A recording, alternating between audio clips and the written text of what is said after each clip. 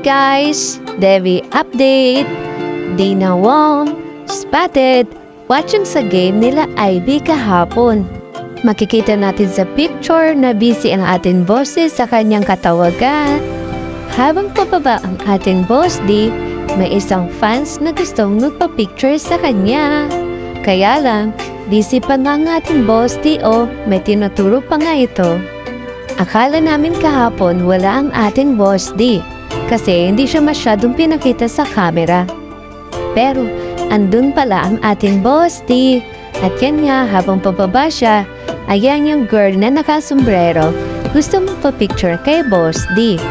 Siyempre, pinabigyan naman ito ng ating boss D.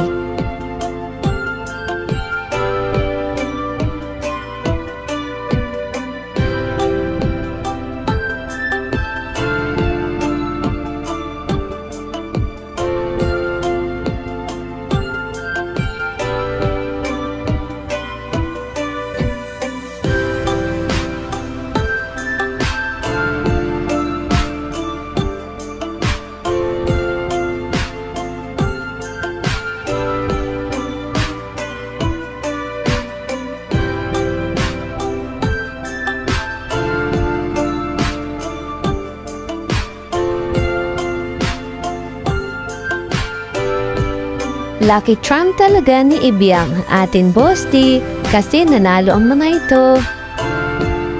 At ito na nga ang video kung saan in-interview na ang ating Ivy Lacsina bilang player of the game. Nakakuha ang ating Ivy Lacsina ng 15 points. O diba? Malimit ata nagiging player of the game ang ating Ivy Lacsina.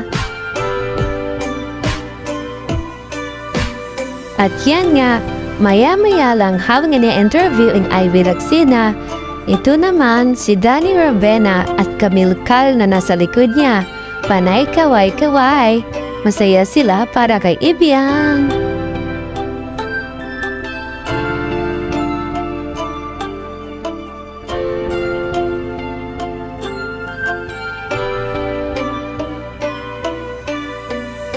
Ang saya-saya ng ating Ivy Lacsina sa picture na ito, oh.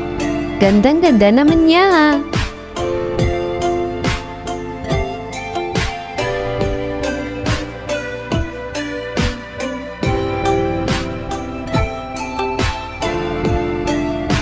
Siyempre, hindi mawawala na hindi magpa-picture si Tattoo Man kay Ivy Lacsina. Isa din siya sa fans ng Ivy. Siya ang madalas na nagpo-focus ng mukha ni Boss D at ni Ivy habang laro ang mga ito. Siyempre, pagkatapos ng game, for the bonding naman ang mag-adi sa kanilang mga friends at sila ang ilang mga nakasama ng mag-adi kagabi.